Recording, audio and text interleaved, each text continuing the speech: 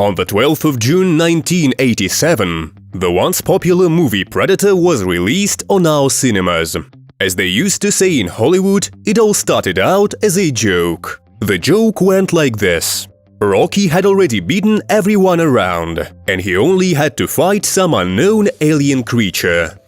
But all jokes aside, the original idea for the film came to these two talented men, aspiring authors Jim and John Thomas. The brothers' dream was to conquer Hollywood by all means necessary. In their first screenplay, they were going to tell a story of an alien community of hunters who arrange safaris in different worlds. But the brothers soon realized that it wouldn't work, so they decided to simplify the plot. An alien comes to Earth to hunt for humans. A script called The Hunter grew out of this idea. But there was already such a film in cinematic history, and the name was changed to Predator. Having finished the script, the Thomas brothers faced a serious problem. Nobody could be bothered to even read it. By Hollywood standards, they were nothing. Just two unknown writers with no connections and not even an agent.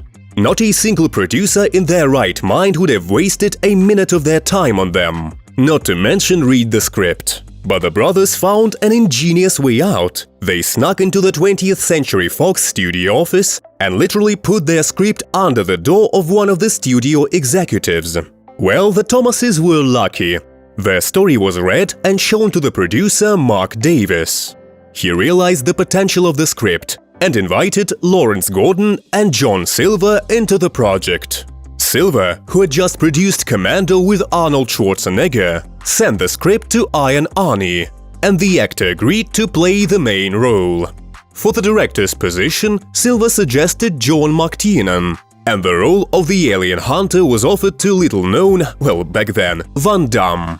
However, when the actor realized that his character would have to jump from branch to branch in a heavy suit and would not have a chance to show his face, he refused the role after 2 days of shooting. But there are rumors that he was just fired for his ugly behavior, and besides he was not tall enough.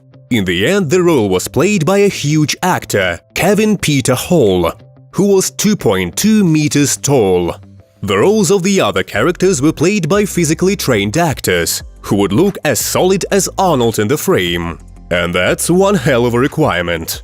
So the producers unanimously chose Carl Weathers, known as Apollo Creed in Rocky, for the role of the CIA agent Dylan.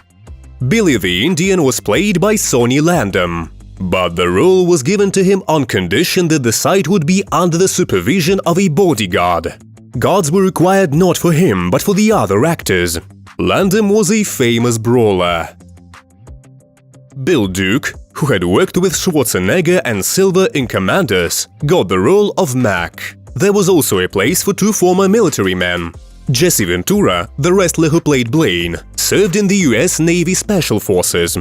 And Richard Chavez, who played Poncho, was a real Vietnam veteran. What a cast! The shooting began in Mexico in the spring of 1986 and faced a challenging environment.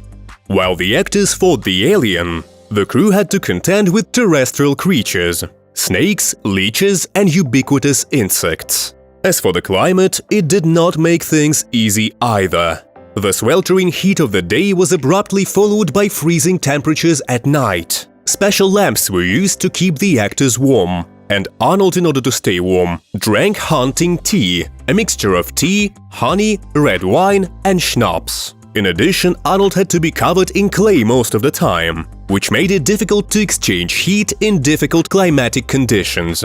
Not very comfortable to say the least. Kevin Peter, on the other hand, had to wear heavy alien suit all the time. Only the helmet could be taken off quickly. The cameraman also had to struggle. The uneven landscape prevented the shooting from being clearly planned, and the scenes had to be reshot over and over again, until the desired effect was achieved. The main problem for the creators was the design of the Predator. The success of the picture depended on how scary the monster would be. But the studio rather untimely decided to save money and entrusted the creation of an alien to a company which demanded a smaller sum than the competitors, including the Oscar-winning Stan Winston studio, who previously worked on Aliens and The Terminator.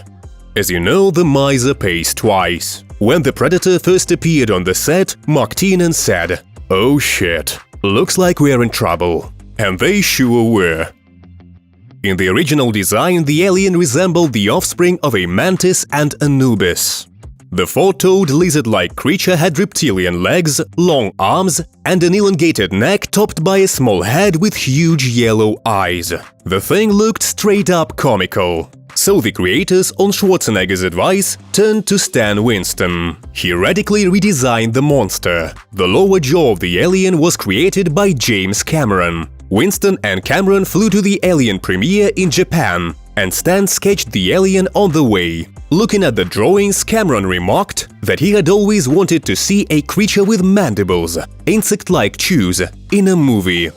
Winston found the idea rather fitting and decided to add it to the design. As for Predator's another hallmark, the ability to become invisible, it was not the idea of the screenwriters, but rather a genuine mistake made by the special effects team. According to the original plan, the Predator was supposed to imitate the color of the environment. In the film, this fact is mentioned by a character played by Elpidia Carrillo, who said that the creature was changing colors like a chameleon. So, not exactly invisibility, but seeing the mistake of the visual effects specialists, the director asked the team to make invisibility one of the main alien's features. What a nice mistake it was. There was another idea.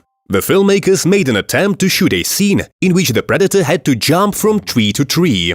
They intended to use a monkey dressed in a special red suit for this purpose. But the monkey kept trying to get rid of the uncomfortable outfit. Can't really blame the poor fellow.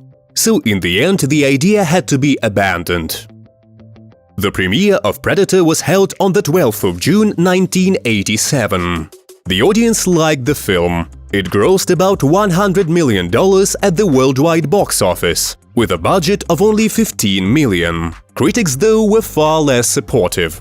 Many criticized the film for the rather unpretentious plot and the promotion of violence. But, as it usually happens with cult films, later attitudes towards the film changed. Over the years, many critics have included Mark Tiernan's film in their lists of the best in its genre.